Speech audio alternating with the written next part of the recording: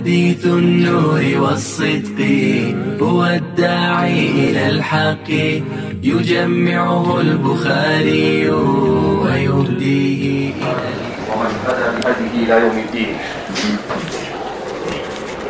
باب تفاضل الإيمان في الأعمال. وبه قال حدثنا اسماعیل قال حدثنا مالک. اس باب کے تحت جس روایت کو بیان کیا اس روایت کو بیان کرنے کے بعد امام بخاری تعلیقاً ایک روایت کو ذکر کر رہے ہیں.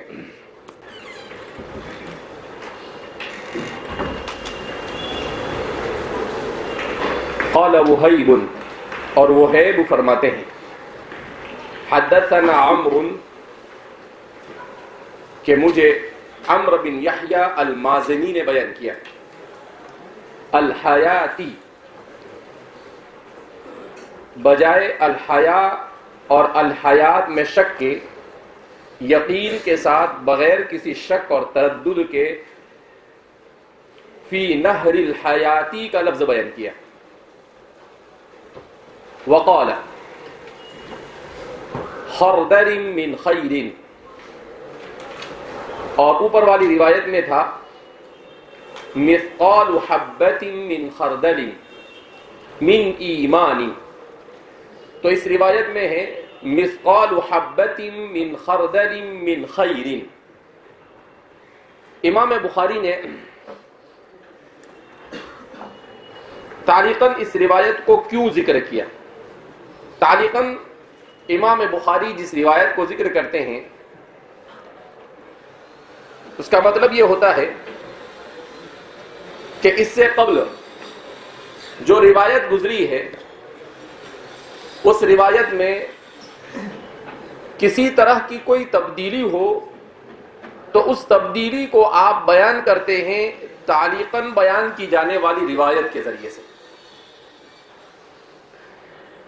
تو امام مالک کی جو روایت ہے اس میں امام مالک کو ایک جگہ پر شک ہو جاتا ہے اور وہ فرماتے ہیں فَيُلْقَوْنَ فِي نَهْرِ الْحَيَاءِ یا الْحَيَاتِ.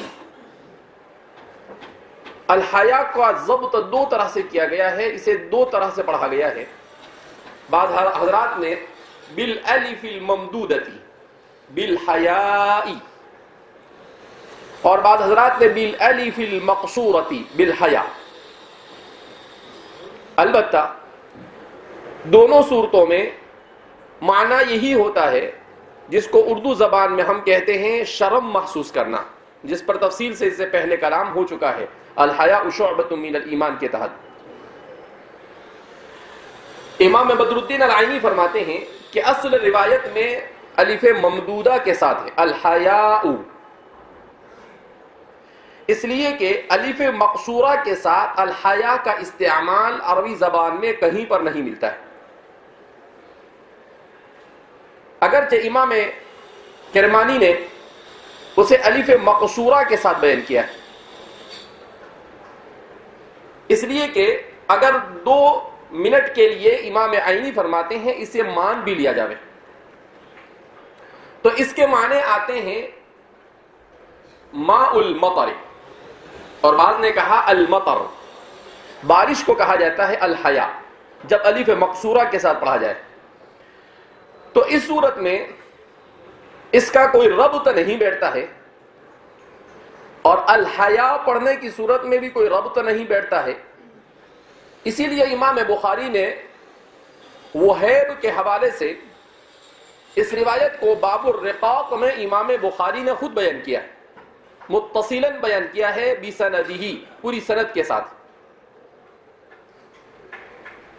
تو اسی کو تعلیقاً یہاں پر بیان کر دیا کہ وہیب کو شک نہیں ہے اور انہوں نے اس کو الحیات کہا تاکہ الحیا اور الحیات کے سلسلے میں جو شک اور تردد ہے وہ ختم ہو جائے. دوسری بات خردل من خیر، وہیب کی روایت میں خردل من خیر ہے کہ رائی کے دانے کے برابر بھی کوئی بھلائی. اور اس روایت میں حبۃ خردل من ایمان. تو یہاں پر چونکہ الایمان وہاں پر الخیر ہے تو تنوع ہے روایت میں، خیر کا لفظ آیا تو ایمان سے زیادہ عموم اس میں پیدا ہو گیا، لہذا اس بنا پر اس تبدیلی الفاظ کو بھی آپ نے ذکر کر دیا. البتہ یہاں پر ایک اعتراض صاحب فتح الباری حافظ ابن حجر اسقلانی کرتے ہیں کہ اس روایت کو امام بخاری نے جب بیان کیا ہے کتاب الرقاق اور ابواب الرقاق کے تحت وہ حید سے متصلاً، تو وہاں پر حیات کا لفظ تو ہے لیکن حبۃ خردل من خیر کا لفظ نہیں، وہاں پر بھی من ایمان ہی کا لفظ ہے. اور یہاں پر وہ کہہ رہے ہیں کہ حبۃ خردل من خیر. تو سوال پیدا ہوتا ہے کہ جب خیر کا لفظ نہیں ہے وہیب کی روایت میں تو امام بخاری اسے کیوں ذکر کر رہے ہیں؟ پھر حافظ ابن حجر اسقلانی فرماتے ہیں فتتبعت، میں نے اس کا تتبع کیا، اسے تلاش کیا کہ آخر وہیب سے جتنے لوگ روایت کرتے ہیں کیا کہیں پر حبۃ خردل من خیر ہے یا نہیں. فوجدت فی مصنف ابن ابی شیبہ، تو فرماتے ہیں کہ میں نے مصنف ابن ابی شیبہ میں اس روایت کو پایا کہ اس روایت میں جو متصلاً ابن ابی شیبہ نے اپنی مصنف میں ذکر کی ہے جو امام بخاری سے پہلے لکھی گئی، تو اس روایت میں انہوں نے وہیب سے جب نقل کیا تو حبۃ خردل من خیر ہی کو بیان کیا. تو معلوم ہوا کہ امام بخاری کو ابن ابی شیبہ کی وہ روایت پہنچی تھی، انہوں نے ہو سکتا ہے ان کی کتاب میں پڑھی ہو اور اس کو کسی سے سنا ہو، لہذا اس بنا پر آپ نے اس تبدیلی کو بھی یہاں پر بیان کر دیا. تو گویا کہ وہیب سے جو روایت ہے اس میں الحیات میں تو کوئی شک نہیں، البتہ خردل من خیر کے سلسلے میں دونوں طرح کے الفاظ ان سے منقول ہے، حبۃ خردل من خیر بھی اور حبۃ خردل من ایمان بھی، دونوں طرح کے الفاظ ان سے کیا ہے منقول ہے. خیر، تو اس روایت میں اس کو تعلیقاً اسی لیے بیان کیا تاکہ شک دور کر دیا جاوے. اوپر جو ایک لفظ گزرا ہے حبۃ، اس کو دو طرح سے پڑھا جاتا ہے، حبۃ اور حبۃ. جب اسے حبۃ پڑھا جائے تو اس کے معنی ہوں گے دانہ، گیہوں کا دانہ، چاول کا دانہ، جتنے بھی غلہ جات ہے ان کے دانوں کو کہا جاتا ہے حبۃ. اس کی جمع آتی ہے حبوب. اور اگر اسے حبۃ پڑھا جائے بکسر الحاء پڑھا جائے، ہا کے کسرے کے ساتھ پڑھا جائے تو اس کے معنی آتے ہیں وہ دانہ جو جنگل میں ہوتا ہے جس کو جنگلی دانہ کہا جاتا ہے. تو اس صورت میں اسے حبۃ کہا جاتا ہے، اور اس صورت میں اس کی جمع آتی ہے حباب. حبۃ کی جمع حباب آتی ہے اور حبۃ کی جمع حبوب آتی ہے. دونوں صورت میں معنی صحیح ہو سکتا ہے. بعض حضرات نے اسے حبۃ پڑھا ہے اور بعض حضرات نے اسے حبۃ پڑھا ہے. بہرحال ہمارے محدثین اللہ رب العزت انہیں پوری امت کی طرف سے اجر عظیم عطا فرمائے کہ ایک ایک چھوٹے چھوٹے لفظ اور ایک ایک حرکت پر بھی کلام کرتے کہ کون سے کلمے پر کون کون سی حرکتیں پڑھی جا سکتی ہے اور اس کا کیا مطلب ہو سکتا ہے، وہ فٹ ہو سکتی ہے یا نہیں ہو سکتی ہے. یہاں پر وہ ساری چیزوں سے، اس لیے سفیان ثوری کا ایک قول میں نے پڑھا کہ سفیان ثوری فرماتے تھے کہ الملائکۃ حراس السماء، ملائکہ یہ آسمان کی نگرانی کرنے والے ہیں، والمحدثون حراس الارض، اور محدثین یہ زمین میں اللہ کے دین میں کسی طرح کی گڑبڑ نہ ہو اس کی نگرانی کرنے والے. تو واقعتاً حضرات محدثین کی ان محنتوں کو دیکھنے کے بعد اس چیز کا اندازہ ہوتا ہے کہ انہم کذالک، کہ واقعتاً یہ لوگ ایسے ہی ہے کہ اتنی چیز. اب دیکھتے ہیں کہ الحیا میں ان کو اب اسی لیے بعض حضرات نے یہاں پر امام بدر الدین عینی یہ بھی کہتے ہیں کہ پھر وہیب کی روایت ہی کو یہاں پر بیان کر دیتے جس میں کوئی شک نہیں تھا. کہا نہیں، سند کے اعتبار سے امام مالک کی روایت یہ زیادہ کیا ہے، قوی اور مضبوط ہے، جو شرائط بخاری پر اچھی طرح سے اترتی ہے، اس وجہ سے آپ نے اس کو یہاں پر کیا کیا ہے، بیان کیا ہے۔ بہرحال تو اس پوری روایت میں مرجیہ، معتزلہ اور خوارج ان کا رد مقصود ہے۔ یہ سب کے سب کوئی اعمال کو اہمیت نہیں دیتا ہے۔ مرجیہ اور کرامیہ یہ اعمال کو کوئی اہمیت نہیں دیتے ہیں کہ اعمال کے المعصیۃ لا تضر مع الایمان کا ان کا عقیدہ ہے کہ گناہ کتنے بھی کر لو لیکن ایمان ہے تو ایمان کے اوپر اس کا کوئی اثر ہوتا نہیں ہے، تو ان کی بھی تردید ہو گئی۔ اور خوارج اور معتزلہ یہ ضرورت سے زیادہ اعمال کو اہمیت دے دیتے ہیں کہ اگر اعمال میں کمی کی تو ایک کہتے ہیں کہ منزلۃ بین المنزلتین، اور ایک کہتے ہیں کہ کبائی کرنے والا خالدین فیہا ابدا، ہمیشہ ہمیشہ جہنم میں رہے گا، خوارج کہتے ہیں۔ تو ان کی بھی تردید ہو گئی کہ نہیں، اللہ رب العزت انہیں جہنم سے نکالے گا، ہمیشہ ہمیشہ جہنم میں رہیں گے نہیں۔ تو ایک تیر سے دو شکار ہوتے ہیں، اور یہاں پر ایک تیر سے چار شکار ہو رہے ہیں۔ ایک تیر سے کتنے شکار ہو رہے ہیں؟ چار۔ کرامیہ کی بھی تردید کر دی، مرجیہ کی بھی تردید کر دی، معتزلہ کی بھی تردید کر دی، اور خوارج کی بھی تردید کر دی، ان سب کی تردید کر دی۔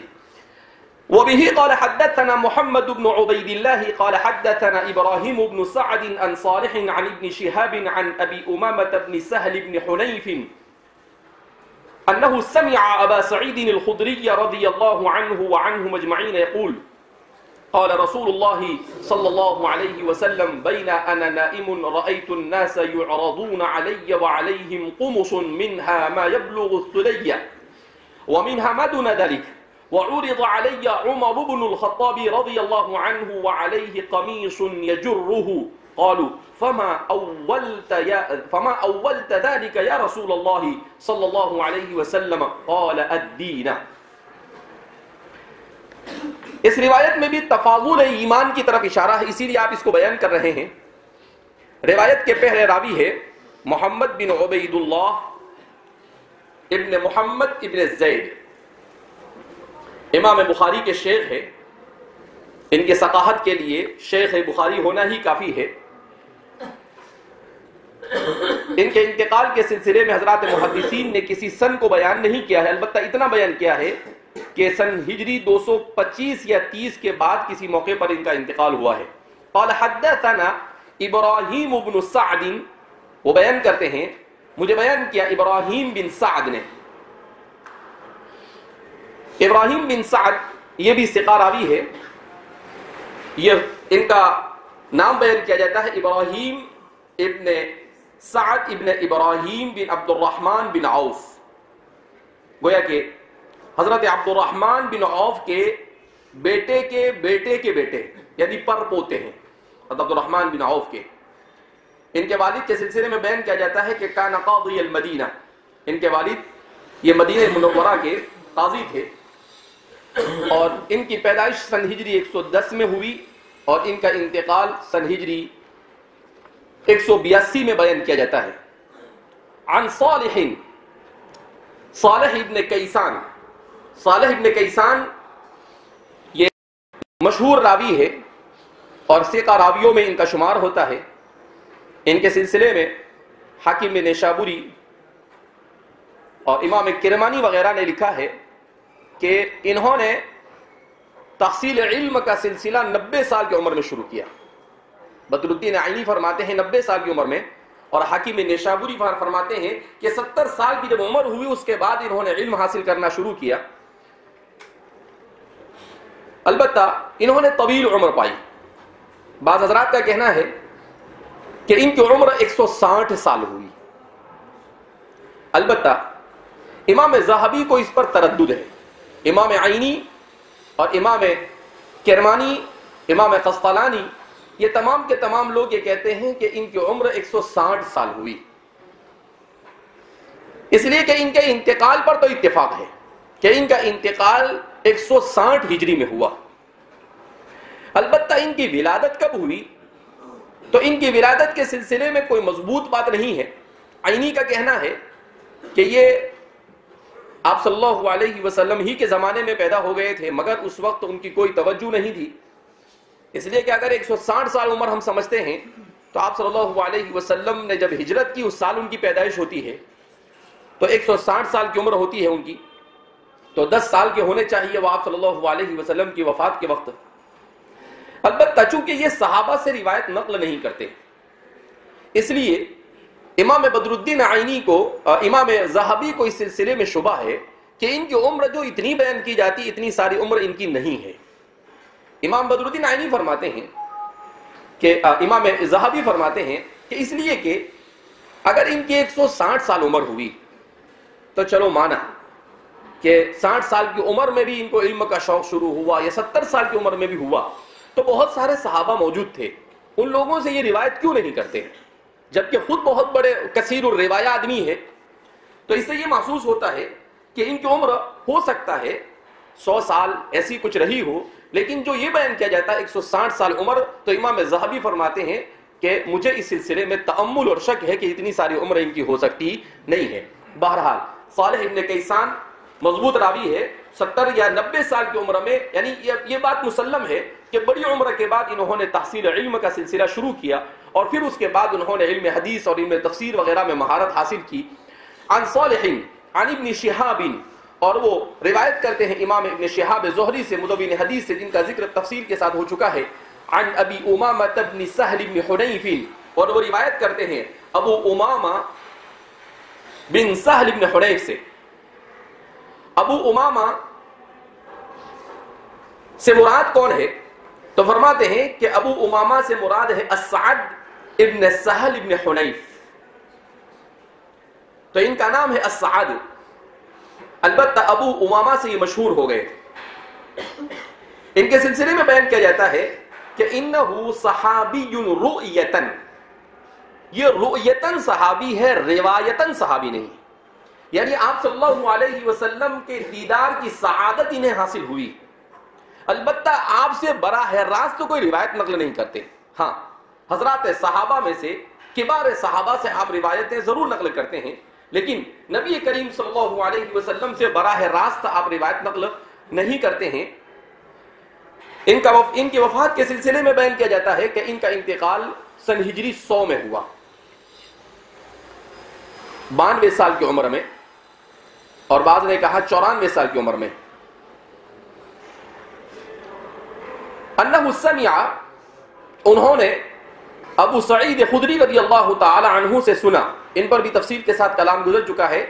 یقول، وہ فرماتے ہیں قال رسول اللہ صلی اللہ علیہ وسلم، نبی کریم صلی اللہ علیہ وسلم نے ارشاد فرمایا، بین انا نائم،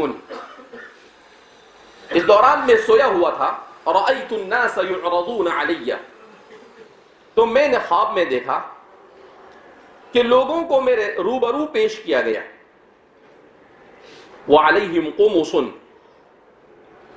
لوگوں نے قمیص پہنے ہوئے تھے، منہا ما یبلغ الثدی، بعض لوگ وہ تھے جن کے قمیص ان کی چھاتی تک تھے، ومنہا ما دون ذلک، اور بعض لوگ وہ تھے جن کے قمیص اس سے اور نیچے تھے، وعرض علی عمر بن الخطاب رضی اللہ عنہ، اور مجھ پر عمر بن الخطاب کو میرے روبرو پیش کیا گیا، وعلیہ قمیص یجرہ، ان پر اتنا بڑا قمیص تھا کہ اسے زمین پر کھینچ رہے تھے۔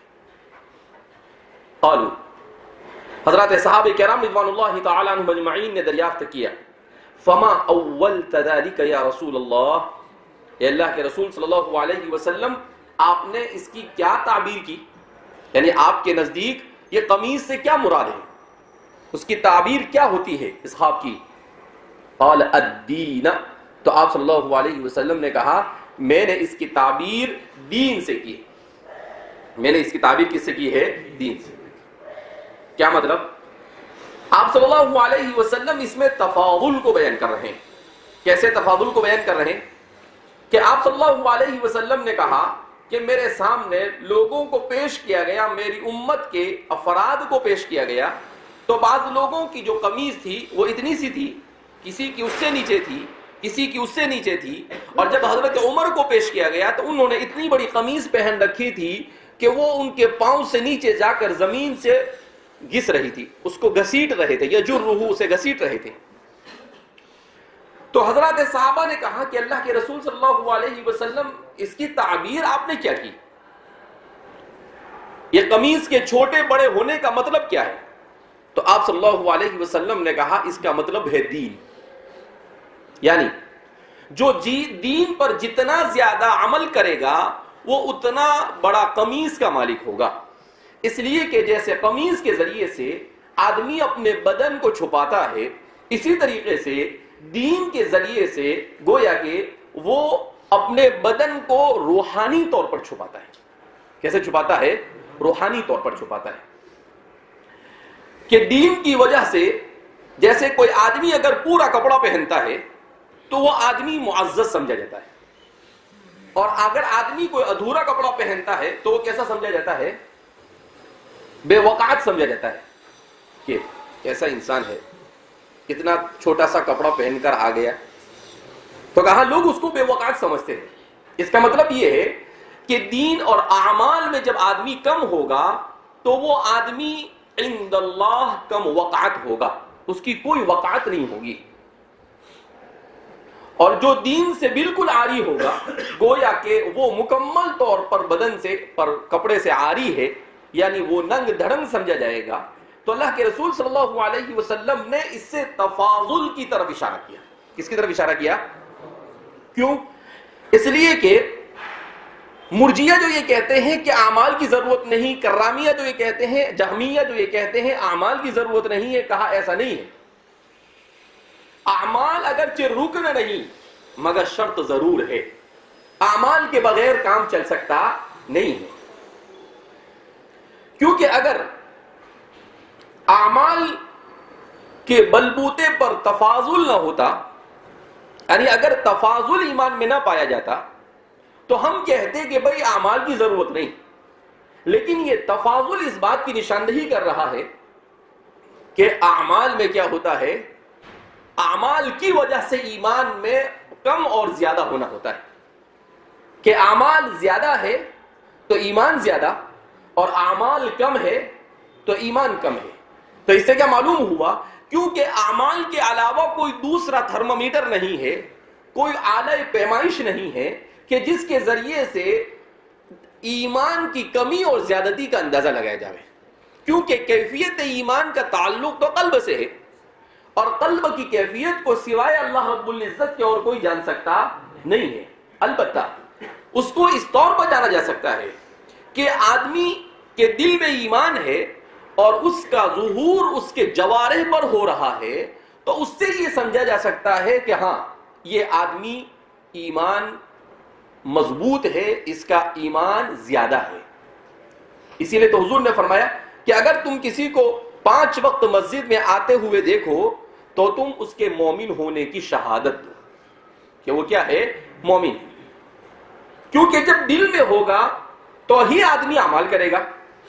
لہذا اس سے یہ بات بھی سمجھ میں آئی کہ ہمارے زمانے میں جو لوگ ان کرامیہ اور مرجیہ کی طرح یہ کہتے ہیں الایمان ہا ہونا، ایمان تو دل میں اس کو کہتے ہیں، باقی داڑھی رکھو نہیں رکھو کوئی فرق نہیں پڑتا ہے، ٹوپی پہنو نہیں پہنو کوئی فرق نہیں پڑتا ہے، انشرٹ کرو نہیں کرو کوئی فرق نہیں پڑتا ہے.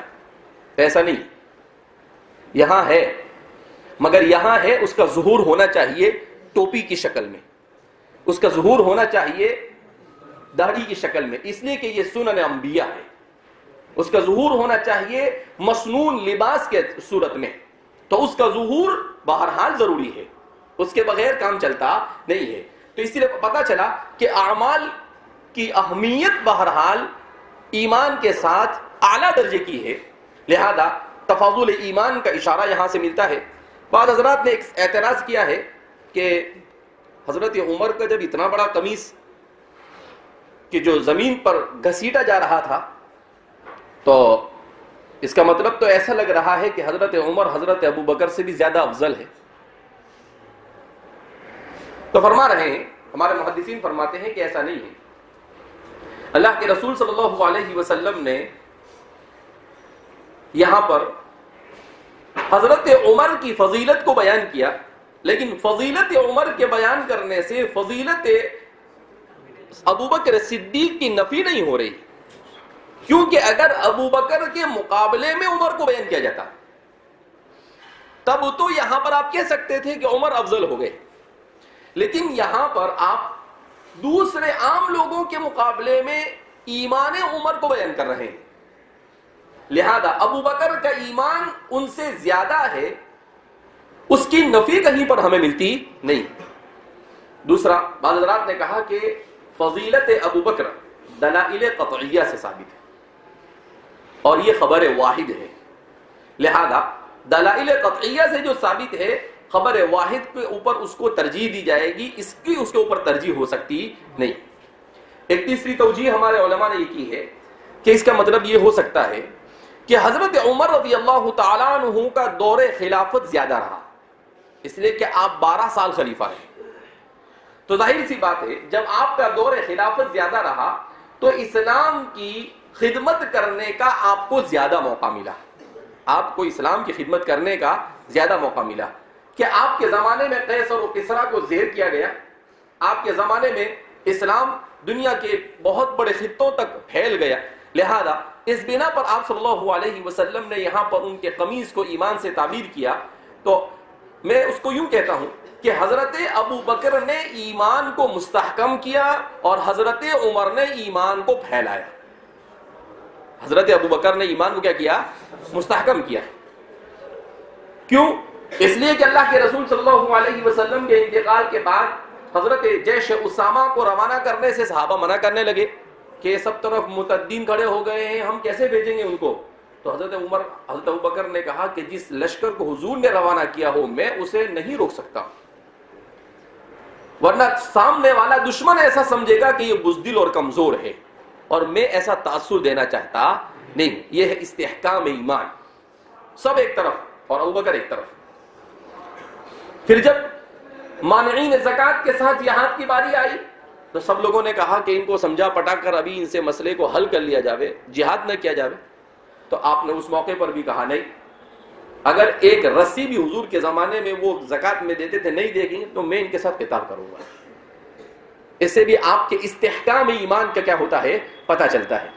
تو یہ تمام واقعات اس بات کی نشاندہی کرتے ہیں کہ استحکام ایمان یہ حضرت ابو بکر کے یعنی ایمان کا بیج اور اس کا درخت لگایا گیا رسول اللہ صلی اللہ علیہ وسلم کے ایادی مبارکہ کے ذریعے سے، اس کو استحکام بخشا گیا حضرت ابو بکر کے ذریعے سے، اور اسے عام کیا گیا اور پھیلایا گیا حضرت عمر کے ذریعے سے۔ تو اسی کی طرف اشارہ ہے وعلیہ قمیص یجرہ، اور حضرت عمر رضی اللہ تعالیٰ عنہ جہاں ایمان کو پھیلایا آپ نے، وہاں پر آپ نے ایمان کی اہمیت کو امت کو بڑے اچھے انداز میں سمجھایا بھی۔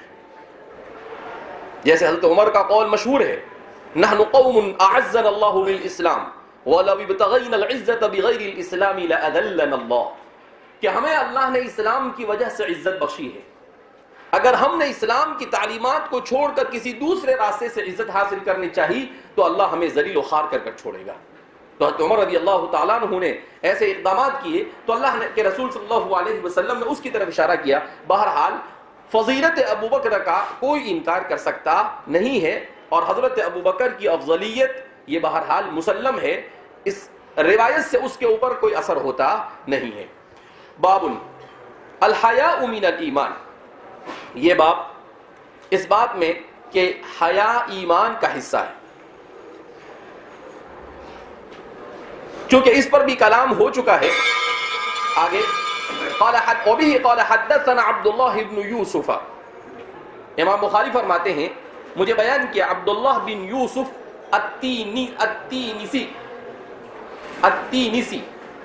التینسی نے، یا عبداللہ بن یوسف التینسی پر بھی کلام اس سے قبل گزر چکا ہے۔ قال اخبرنا مالک بن انس، اور فرماتے ہیں کہ مجھے بیان کیا مالک بن انس نے عن ابن شہاب، امام شہاب زہری سے، عن سالم بن عبداللہ، اور انہوں نے حضرت سالم بن عبداللہ ابن عمر بن الخطاب رضی اللہ تعالیٰ عنہ سے۔ یہ سالم بن عبداللہ بن عمر بن الخطاب سیدنا حضرت عبداللہ بن عمر بن الخطاب کے صاحبزادے ہیں، فقہاء السبعہ مدینہ میں سے ہیں۔ مدینہ کے حضرات صحابہ کے بعد جو 7 مشہور فقہاء تھے جن کی طرف عالم اسلام مسائل کے باب میں رجوع کیا کرتا تھا، سالم بن عبداللہ کا شمار انہی 7 فقہاء مدینہ میں ہوتا ہے۔ آپ علم اور فضل، تقوی اور طہارت، علم حدیث، علم فقہ، ان تمام چیزوں میں اپنے والد سے بھی آپ نے خوب استفادہ کیا۔ اور حضرات محدثین فرماتے ہیں وَكَانَ عَبْدُ اللَّهِ بْنُ عُمَرَ يُحِبُّ ابْنَهُ سَالِمًا حُبًّا جَمًّا، کہ عبداللہ بن عمر اپنے بیٹے سالم سے علم کے لیے بکثرت محنت کرنے کی وجہ سے بہت زیادہ محبت کرتے تھے، حتیٰ یہاں تک کہ كَانَ يَلْتَقِي بِهِ فِي الطَّرِيقِ وَيُقَبِّلُ عَلَى رَأْسِهِ، راستے میں بھی اگر سالم کہیں پر مل جاتے تھے عبداللہ کو تو آپ ان کے سر پر بوسہ دیتے تھے۔ باپ بوسہ دیتا تھا کس کو؟ تو لوگ کہا کرتے تھے یقبل الشیخ شیخا، لوگ کیا کہتے تھے؟ یقبل الشیخ شیخا، کیونکہ دونوں کا بڑا اونچا مقام تھا علم میں، کہا کہ شیخ کو بوسہ دیتے ہیں۔ تو حضرت عبداللہ بن عمر کی بڑی توجہات تھی ان کی طرف، ان کی دعائیں ان کے ساتھ تھی، اور ساتھ ساتھ میں ان کی اپنی محنت اور ان کا اپنا اخلاص تھا۔ اسی لیے فرماتے ہیں امام حاکم اور علی بن المدینی وغیرہ فرماتے ہیں کہ سب سے بہترین سند احادیث مبارکہ میں عن مالک عن سالم عن عبداللہ بن عمر، کہا کہ یہ سب سے بہترین سند مانی جاتی ہے علی الاطلاق علم حدیث کے باب میں، کیونکہ امام مالک بھی فقیہ اور محدث، سالم بھی فقیہ اور محدث، عبداللہ بن عمر بھی فقیہ اور محدث، اور وہ بیان کرتے ہیں رسول اللہ صلی اللہ علیہ وسلم سے۔ تو چاروں ایسے لوگ ہیں جن کی مثیل اور نظیر نہیں ملتی ہے، اس لیے فرماتے ہیں کہ اس کو سب سے بہترین سند مانی جاتی ہے۔ عن سالم بن عبداللہ، سالم بن عبداللہ کا انتقال سن ہجری 105 میں ہوا۔ عن ابیہ، وہ بیان کرتے ہیں اپنے والد حضرت عبداللہ بن عمر رضی اللہ تعالیٰ عنہ سے، ان پر بھی تفصیل سے کلام گزر چکا، ان رسول اللہ صلی اللہ علیہ وسلم مر علی رجل من الانصار، رسول اللہ صلی اللہ علیہ وسلم کا گزر انصار میں سے کسی شخص کے اوپر سے ہوا، وہو یعظ اخاہ فی الحیاء، اور وہ اپنے بھائی کو حیا کے سلسلے میں وعظ اور نصیحت کر رہا تھا۔ تو فرماتے ہیں کہ اللہ کے رسول صلی اللہ علیہ وسلم نے دیکھا کہ ایک انصاری اپنے دوسرے بھائی، چھوٹے بھائی انصاری کو حیا کے بارے میں کہ بھائی کچھ حیا اور شرم رکھو، اس طرح کی ان کو کچھ نصیحت کر رہا ہے۔ فقال رسول اللہ صلی اللہ علیہ وسلم، تو رسول اللہ صلی اللہ علیہ وسلم نے کہا دعہ فإن الحیاء من الایمان، اسے چھوڑ دو اس لیے کہ حیا تو ایمان کا جز ہے۔ تو آپ صلی اللہ علیہ وسلم نے کہا کہ بھائی یہ مومن ہے، سرٹیفکیٹ مل گیا چھوٹے بھائی کو مومن کامل ہونے کا، اسی لیے دیکھا کہ حیا من الایمان، اور مومن ہو اور حیا نہ ہو کہا یہ ناممکن ہے۔ الحیاء والمؤمن متلازمان، حیا اور ایمان یہ دونوں ایک دوسرے کو لازم اور ملزوم ہیں، ان کا چولی دامن کا ساتھ ہے۔ ایسا ہو نہیں سکتا کہ مومن اور مسلمان ہو اور اس کے پاس حیا نہ ہو۔ جہاں ایمان قلب میں جگہ پکڑتا ہے تو وہ حیا کو اپنے ساتھ کھینچ کر لاتا ہے اور خود بخود انسان باحیا بن جاتا ہے۔ تو اس لیے آپ صلی اللہ علیہ وسلم نے کہا، اب سوال پیدا ہو اس کا مطلب یہ ہے کہ حیا ویا پر تقریر کرنے کی ضرورت نہیں ہے؟ ہاں نہیں، وہ آپ صلی اللہ علیہ وسلم تھے جن پر قلوب کا انکشاف ہو جاتا تھا، احوال قلوب کا انکشاف ہو جاتا تھا، حضور کو پتہ چل جاتا تھا کہ مومن ہے، مسلمان ہے، منافق ہے، فاسق ہے، فاجر ہے، کون ہے، پتہ چل جاتا تھا۔ وَنَحْنُ لَسْنَا كَهَيْئَتِهِ، اور ہم ویسے نہیں، اس لیے ہمیں تو ایک دوسرے کو حیا کی تلقین کرنا ہی چاہیے، اور ہمارے اس زمانے میں تو زیادہ ہی کرنا چاہیے، اس لیے کہ سب سے زیادہ بے حیائی ہمارے ہی زمانے میں پائی جاتی ہے۔ ایسی بے حیائی آج سے پہلے دنیا میں کبھی پائی گئی نہیں جو بے حیائی ہمارے یہاں پر ہے۔ لہذا ہمارے یہاں پر تو حیا اور پاک دامنی پر لوگ کتاباں بھی لکھ رہے ہیں، لوگ نصیحت اور موعظت بھی کر رہے ہیں، اور کرنے کی ضرورت بھی ہے۔ فلموں کے ذریعے سے، سیریلوں کے ذریعے سے اور ایڈورٹائزنگ کے ذریعے سے، ان چیزوں کے ذریعے سے اتنی بے حیائی عام کی جا رہی ہے کہ الامان والحفیظ کہ حیا حیا تو نہیں، میں تو ایسا کہوں گا اتنی بے حیائی کہ بے حیائی بھی شرما جائے، اتنی بے حیائی کہ بے حیائی کو بھی اگر کوئی شکل و صورت دی جاوے تو وہ بھی کیا ہو جاوے، شرما جاوے کہ بھائی میں تو بے حیا ہوں لیکن یہ بے حیائی سے بھی 10 درجہ اوپر ہے۔ تو اللہ رب العزت ہماری حفاظت فرمائے، ہمیں مومن ہونے کا ثبوت دینے کے لیے اپنے آپ کو باحیا بنانے کی کیا ہے ضرورت ہے۔